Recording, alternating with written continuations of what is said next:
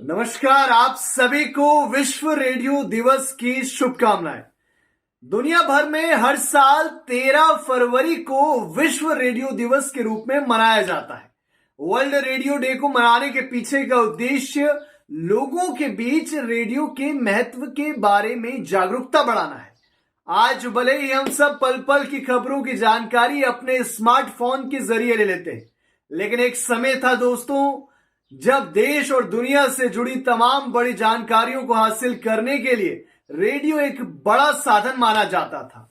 विश्व रेडियो दिवस के इतिहास से पहले हम बात करते हैं रेडियो के इतिहास के बारे में। इसकी शुरुआत 19वीं सदी के आखिर में हुई, जब 1895 में गुग्लिएल्मो मार्कोनी ने पहली बार रेडियो तरंगों का इस्तेमाल करके संदेश भेजा था। इसके करीब 10 साल बाद 1905 और 6 के आसपास की बातें, संगीत और बातचीत के लिए रेडियो प्रसारण का प्रयोग शुरू हुआ, जिससे ज्यादा लोगों तक रेडियो पहुंच सका। 1920 के दशक की शुरुआत में रेडियो आम लोगों के लिए बाजार में आ गया साहब, और करीब 30 साल बाद रेडियो स्टेशन भी बनने लगे।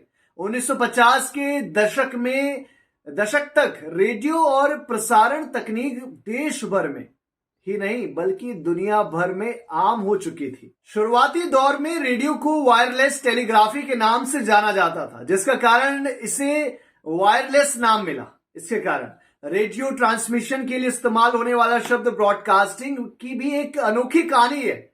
यह शब्द कृषि क्षेत्र से जुड़ा हुआ है, जिसका अर्थ है बीज बोना। 1923 में भारत में रेडियो प्रसारण का शुभारंभ हुआ। शुरुआत में बॉम्बे प्रेसिडेंसी रेडियो क्लब द्वारा संचालित किया जाता था। 1930 में आईबीसी यानी कि इंडियन ब्रॉडकास्ट कंपनी का गठन हुआ, जिसने प्रसारण का जिम्मा संभाला अपने भारत में। 1930 में ही आईबीसी दिवालिया हो गई और इसे बेचना पड़ा। इसके बाद इंडियन स्टेट ब्रॉडकास्टिंग सर्विस यानी कि आईएसबीएस की स्थापना हुई, जो सरकार द्वारा संचालित थी। 8 जून 1936 को आईएसबीएस का नाम बदलकर रख दिया गया क्या, एआईआर, ऑल इंडिया रेडियो कर दिया गया। 1947 में जब भारत ने स्वतंत्रता प्राप्त की, तब आकाशवाणी के पास केवल 6 रेडियो स्टेशन थे और उसकी पहुंच लगभग 11% लोगों तक ही थी। आज 77 साल बाद आकाशवाणी ने एक लंबा सफर तय किया है। आज आकाशवाणी के पास कई रेडियो स्टेशन हैं और लगभग 99.1% तक भारतीयों तक इसकी पहुंच है। अपने आप में बहुत बड़ी बात है। बात अगर रेडियो दिवस की करें तो इसका इतिहास भी काफी पुराना है साथियों।